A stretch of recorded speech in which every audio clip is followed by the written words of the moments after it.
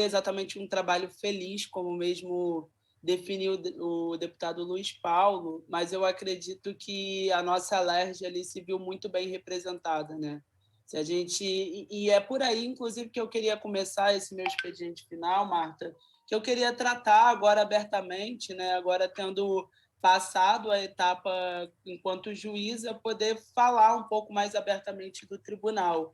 E eu acho que a Alerj ela teve um papel central nesse tribunal, garantindo desde o início do processo a lisura e também a natureza política do impeachment, porque é importante ser dito que é um processo jurídico, mas ele tem a sua natureza jurídica e tem a sua natureza política. E o crivo desse processo ele está no voto popular.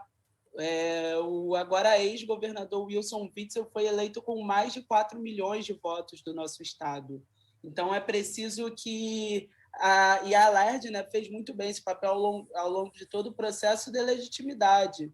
No início, a gente teve lá, nas primeiras etapas, o afastamento monocrático pelo ministro Benedito Gonçalves, algo que foi corrigido aqui pela Alerj quando a gente vota a aceitação do relatório produzido pelo deputado Rodrigo Barcelar e vota efetivamente o afastamento do Witzel. Eu acho que ali também nossos 5 deputados representados trouxeram esse espírito para um procedimento que foi tão difícil.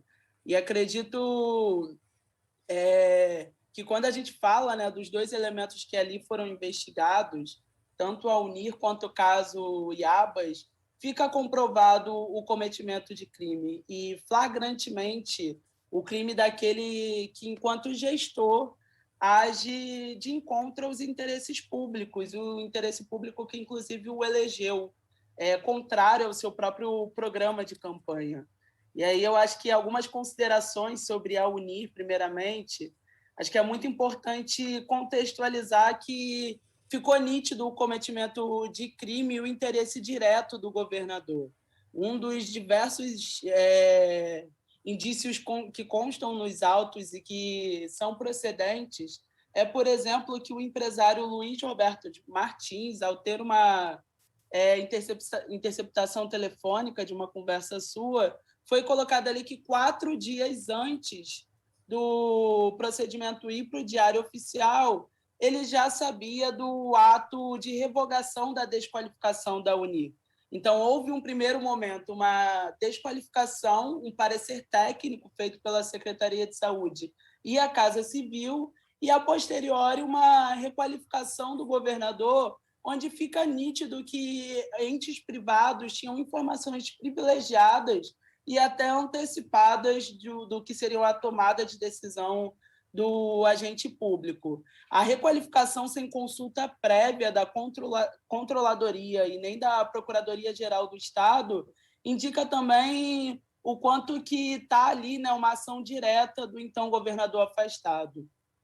Acho que algumas considerações também sobre o caso Iabas, que fica nítido ali também, e esse caso eu acho que é onde a gente, aqui enquanto Alerj, que fez o trabalho tão bem presidido pela nossa deputada Marta Rocha na comissão do Covid, bem como fez o trabalho também do relatório que dá abertura para o procedimento de impeachment, eu acho que o caso Iabas, deputada Marta, que preside esse expediente, nos traz, também, né, presidenta da Comissão da Saúde, nos traz o quanto que as relações entre o poder público e os entes privados são promíscuas, né?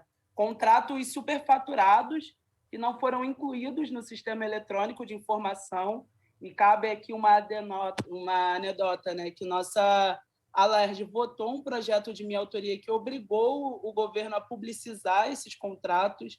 Tivemos mais de 20 coautorias de outros deputados e deputadas mostrando o quanto que a gente estava em unissono na necessidade de enfrentamento da pandemia, mas também transparência. À época, aqueles contratos nos chamou a atenção, e o que hoje fica comprovado é, novamente, essa relação antecipada com entes privados. Por exemplo, a OS-Abas, que já foi a época, né, que foi contratada pelo Estado, ela estava proibida de absorver contratos com o município do Rio, se mostrou também tendo acesso privilegiado aos processos. Seu plano, né, de contratação para a construção dos hospitais de campanha, por exemplo, foi feito no dia 26 de março, e o início da licitação se dá no dia 27 de março, um dia depois. Há também, né, no bojo da IABAS, o escandaloso processo de criação e organização da chamada caixinha da propina. Sim, era dito, né, que todas as OS pagavam de 3% a 6% para esse caixinha, e esse caixinha chegou a reunir mais de 50 a 55 milhões de reais. Nas palavras do ex-secretário de Saúde, Edmar Santos, nenhuma OS atua de forma lícita no estado do Rio de Janeiro. Então, é parte, né, do que a gente possa constatar em relação a esse procedimento de impeachment.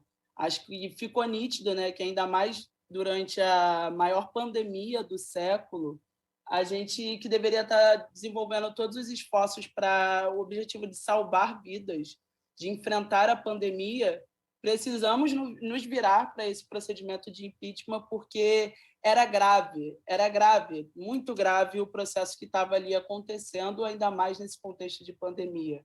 Divisão desse caixinha da propina para a estrutura do governo, para secretário da pasta, para o pastor Everaldo. Então, fica nítido ali que o que tem, né, o balanço que a gente pode fazer desse processo é que as organizações sociais de saúde, a forma como elas são contratadas, têm privilégio de acesso a informações, configura e propicia muito, né, a configuração de organização criminosa, porque precisamos dar esse nome ao que aconteceu na contratação da OS Abas e o quanto isso desnudou de processos licitatórios um tanto quanto fraudulentos na pasta da Secretaria da Saúde. Eu acho que esse é a lição, né, que a gente tira desse impeachment e a necessidade de seguir averiguando dele, né? É necessário que a gente retome o processo de transparência das contratações e fiscalizações das OS. É preciso entender também como órgãos de controles e tribunais não possam ser ignorados, né, nos seus pareceres técnicos.